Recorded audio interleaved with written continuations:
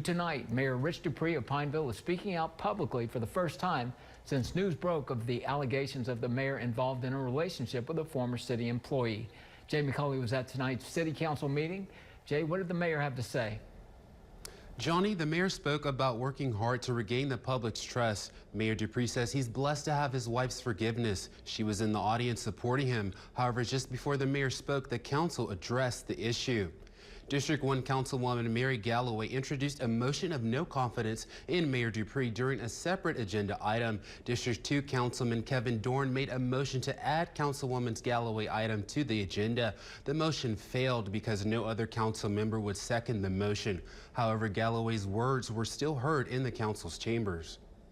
Whereas the mayor's actions affected serious lapse of judgment, this has led to the loss of respect from some citizens, employees, and this council, and continued leadership is no longer the best interest of the city of Pineville. Therefore, the city council condemns the mayor's actions engaging in inappropriate sexual relationship with an employee under the supervision, control, and hereby express its lack of confidence in the ability to lead the city. Be therefore resolved that the city council urges the mayor to resign in the best interest of the city. Motion made by Mary Galloway.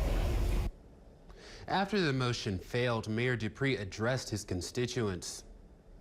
I apologize to my family, to my supporters, and to this council for the personal indiscretion and the embarrassment that it's caused all of us.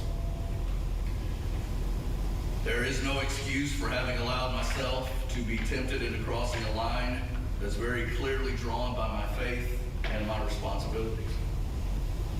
I now ask sincerely for your forgiveness and that you pray for me and my family as we work through this painful experience. As the story unfolds, we'll continue to keep you updated. Johnny?